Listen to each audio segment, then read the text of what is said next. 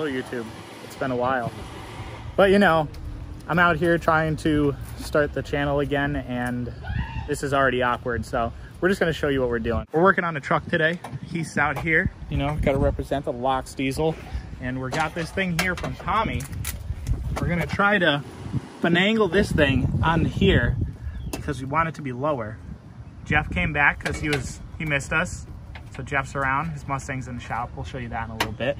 But yeah, Keith, what are we doing? We are going to take a 6.7 Valence and put it on your 06, so what, 2013-ish? Yeah. On an 06 bumper? Yeah. Minor modifications? Yeah, it might be a little loopy here or over there, but you know, we'll figure that out later. And if this thing still ain't low enough after we put the stock springs in and I don't get it to where I want it, you know, double valence it. We'll figure it out. Tommy will help out with that, and we'll get some nice low looking truck here. But yeah, this video is going to be talking about the truck.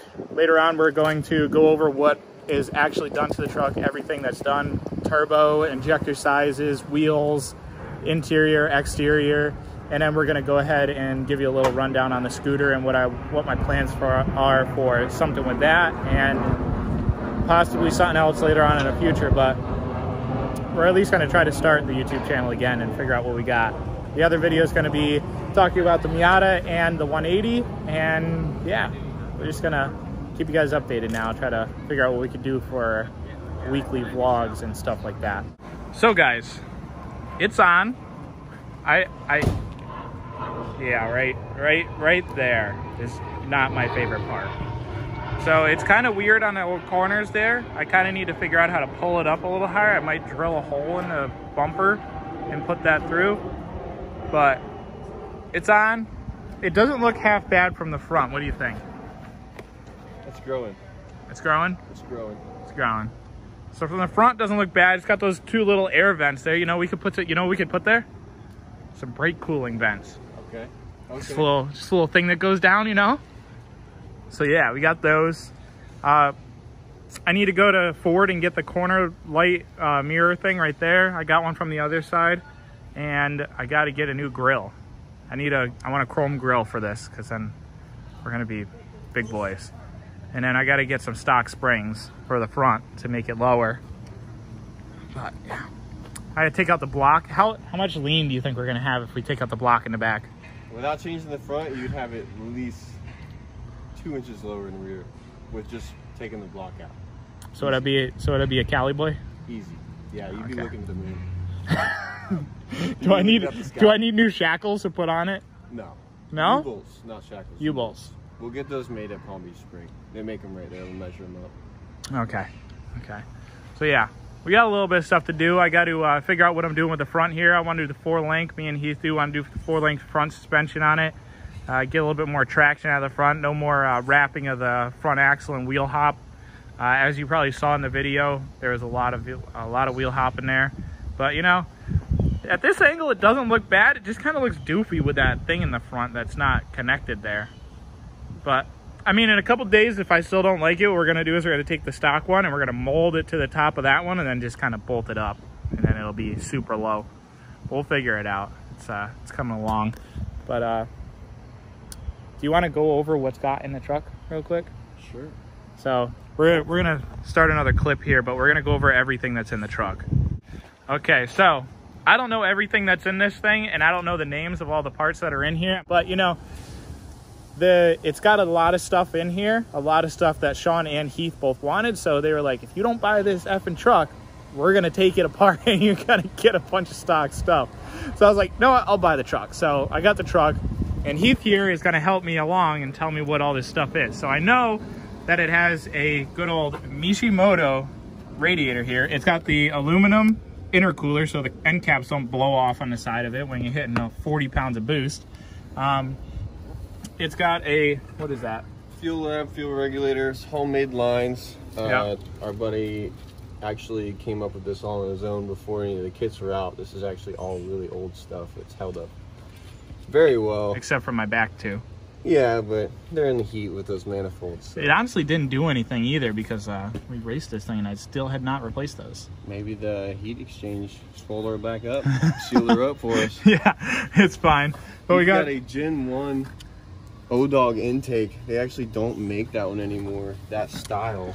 That's this thing down here. That's the O-Dog intake. He's actually changed all that, and that's one of the original ones that he came out with. Thumper 2 H-pop, so we're making some good PSI to the injectors, oil flow wise. You've got the BPD top plate, thickum, and I think you're shooting at 58 volts. Okay. And you've also got a Griffin Power Hungry Performance tuner on the thickum itself, so not only is the ECM tuned, your fuel injection control module is tuned as well. We were looking at that not too long ago. We were trying to figure out if we could put it on your truck, weren't we? I'm gonna buy a copyright license here soon so we can throw it on mine too, but I didn't want to steal it from Marcus. But my thickum tuner, you can put, what is it, 5 different tunes on it? Yeah, or use 5 different trucks? Well, you buy the unlock codes, so it'll tune as many trucks as you buy unlock codes. But you have like 5 power settings until you get to an aftermarket injector like yours. You can add like from 40 to 80 horse on a stock platform, but once you go into getting like 190/30s, like you've got to call up the guy and be like, hey, I want it. It's a little bit more in depth when you go to tuning it. It's not so basic. Yeah, I got this coolant separator right there. Another thing he came up with on his own. He basically went to like a Mako Hose and Rubber or Marine Parts warehouse and got his own coolant filter set up, came up with the lines himself, teed into the heater. All brass fittings, nothing's gonna go bad here. Yeah. That's just extra precautions because when Ford took over the manufacturing side of the cylinder heads, they went cheap on the cleaning part and people were getting oil coolers clogged up earlier on than they should have because the casting sand was actually building up in the oil cooler. Gotcha. From them not cleaning it properly. Gotcha. I got something that not a lot of trucks have, which is this thing right here, which is a Turbo Smart pop-off valve. It's not a blow-off valve. Clearly mistaken all the time because these trucks do not make vacuum. No, not at all. They actually have their own vacuum pump. Which is in the back right here. Yours is hidden. That's the canister. Oh, here's your pump. That's over there. So that's where that is. I have 2 marine batteries, which they are done in parallel or what? Well, you have the big 3. So what it does is these are, wired into series. Instead of just having like initial start battery, it's actually going to pull amps from both of them. Yeah. And charge both of them equally. Which is good because a lot of trucks, I was having a problem when I first got it where it was not doing, what was it not doing? It was not starting up properly, and I came over and I asked them and they were like, probably is the battery. So I went and got 2 new batteries. They call for a lot of cranking amps cold. So if you have one battery, one's not going to start it alone. Yeah. So we definitely had to go through that. They were just old batteries, I believe, when we changed them. Yeah. What's the alternator? It's the big one. That's the least Neville alternator. I don't know the amperage on it. My boss would be better with that stuff. But that's the aftermarket alternator. It's bigger than the ambulance package. Yeah. It's for the guys with the big systems, and it works more to do less, so it doesn't have to work as hard. So I don't have any subs or anything in this thing yet, but I do want to put like 110 underneath the seat in the back. But that'll help out a little bit, and we're getting it into. There's more stuff on this thing, but every time I look at it, I just forget about all this stuff. I got, what's the thing underneath in the front here? Not the valence, but I got the Bilstein dual steering stabilizer kit. Yeah. You've also got, like, we pretty much covered the horsepower stuff. Yeah. I got aftermarket headlights. You put projectors in the front. These are custom made Harley headlights with the projector in the front instead of having the, what's usually just a light. Yeah, just like the reflective. Yeah. Reflective bulb. So one off, no one's got them. Yep. No, not even the owner who sold me it anymore. Nope. And he made them by himself. At his house. The only other person who has it is Sean's work truck. There you go. And they're beautiful. Exactly. So I got Bilstein shock springs in the front, which we're going to be changing these out to either the stock one for a little while, or we're going to get a lowering spring. Do I have to change the shock itself too? If you're going to lower it, yeah. Yeah, so we'll probably have to change out the shock too. What else do I have? I have traction bars in the rear. This helps with wrapping of the rear axle so that doesn't blow out on me. And then I have Bilstein shocks in the back too. I have a hookup right here in the center that is not in it, but this is for the fifth wheel.